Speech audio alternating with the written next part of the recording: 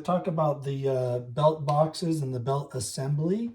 So these are the resin cast belt parts, and I'm going to try to talk a little bit about spacing, although that's going to be different for everybody based on their belly circumference. One thing to keep in mind for the ICAT, it does require the two-part nylon belt that's stitched down the middle. This belt I got from Imperial Boots. And the way it goes on the back side is the right side, when you're wearing it, is going to overlap the left side, and then that velcros together. So you need to find what the belt circumference is going to be around your body and around the jacket. Of course, make sure you're wearing the jacket, and then find when that overlaps what center would be, so that you know where to align your belt going around, and make sure that when you put your boxes on, that the left and the right side has the proper distance to wrap around your body. Okay. And then the spacing on these, as I mentioned, may vary.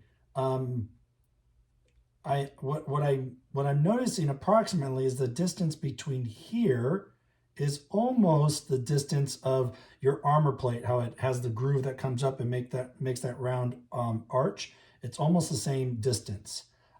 So spacing is going to be important. And it seems to get just a little bit wider between here. So these are almost the same distance.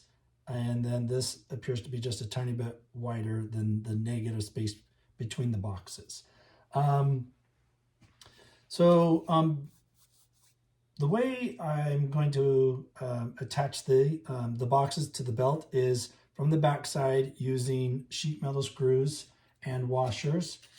So there's a number 6 and 3/8, so that's the length. I just want to make sure I'm not going to be going through the resin when I screw it in place. And then I'm using washers as well. But before they get screwed in place, the boxes have to be painted.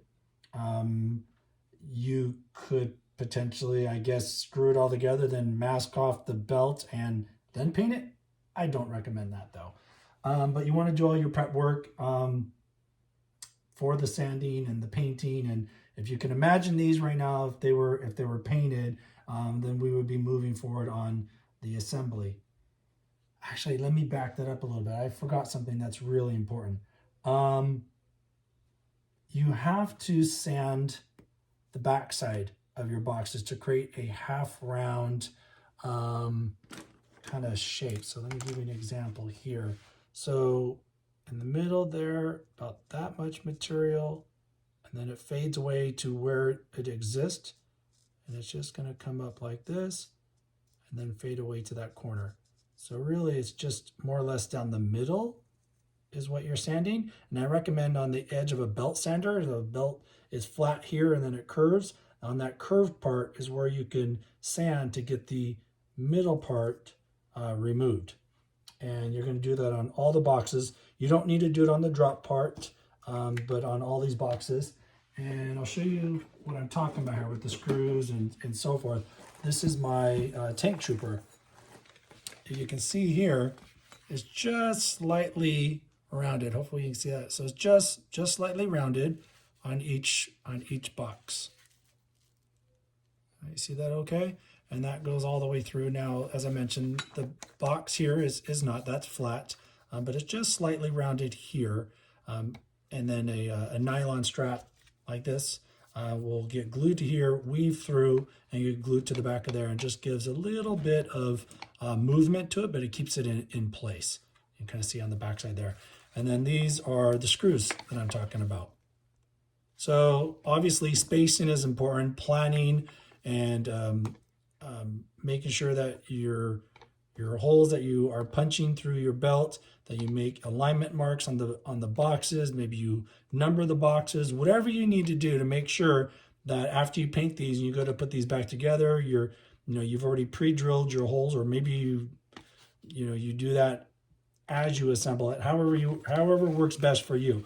But this is how I did it, using the screws to fix it with the washers.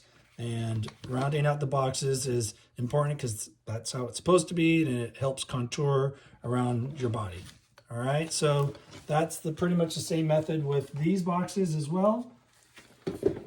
Again, I'm going to repeat myself by sanding the back of these on a belt sander, getting it a nice curved radius down the middle, and you do that for all the boxes. Then you're going to come to what I was starting off here with your distance and of your spacing. What I would recommend then is using blue tape. And again, you know, you found center, and I would take a piece of tape and put that just up against that box, and then another one on this side here. And you want to try to keep your distance parallel from top and bottom, and your tape will also help you see that where it overlaps. And what I'm doing here is I'm using the tape to mark out the negative space. And again, I'm looking at the distance top and bottom, making sure that the overlap of the tape is the same.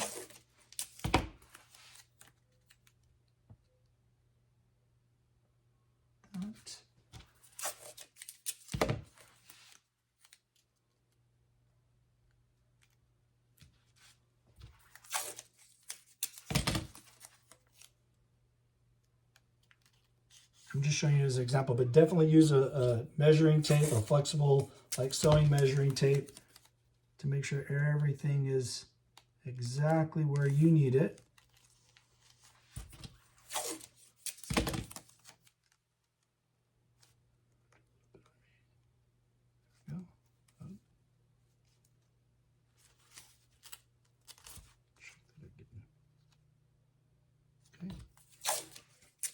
I think you're getting the idea here as far as figuring out what your box location is going to be on the belt, so then you can mark it to do the screws. So yeah, I didn't offset that properly, so I got to redo that one. This one, that's there. That one should have a gap. That much. Here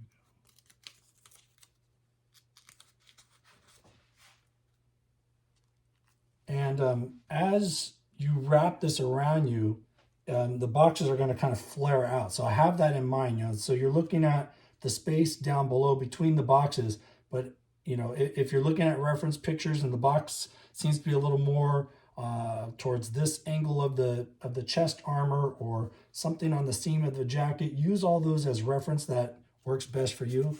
But this is kind of what I'm looking at the references I've seen and the spacing I've seen based on the scale of my boxes and the circumference around my body. This seems to be worked best for me. So what I would do then is remove these. You can start to see the gap, you know, between those two is relatively the same as there. So now I know I can use a silver Sharpie and put like a mark like I would make sure it's same distance between top and bottom. Try to keep it on center as even as possible so it makes the attachment so much easier.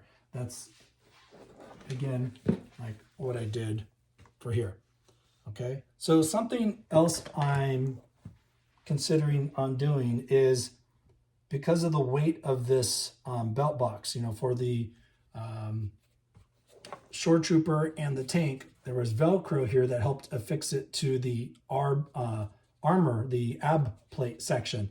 Well, this doesn't have that I'm aware of any Velcro sewn to the jacket, because behind here we know that there's pockets. So I think what I'm going to attempt to do is right on the larger boxes, if I bring these down, or I should say the medium-sized boxes, I think right behind here, in this section here, I think I want to add a snap and snap that to the jacket. So you would see here, if this is that same size box, that means I've got plenty of space between the screws. As long as I put my screws near the top and the bottom, then I've got space there to put a snap. So I'm thinking about having the snap there, and then it goes around the back, and you know, the Velcro is what's holding the back. but I think having these snaps would help keep my belt from shifting. I mean, I do see it shift a lot in a lot of the pictures, but I think I personally, I think I want to keep that in place and keep that weight from it falling down, keeping it where it's just hiding on the pocket opening like it's supposed to. So that's something that I'm gonna do. So just thought I'd maybe recommend that to you as a costuming option. So yeah, that pretty much covers the boxes, I believe. Yeah, you know, I've got Tank Trooper and Shore Trooper video up on our YouTubes that gives a little more details about that, I believe. Yes, I think that's pretty self-explanatory on installing the boxes, and just remember to sand and curve out the back side of the boxes a little bit so it looks like that. Bring that to the camera again so you get that kind of curve. And that's what you're looking for. So we'll move on to the next stuff.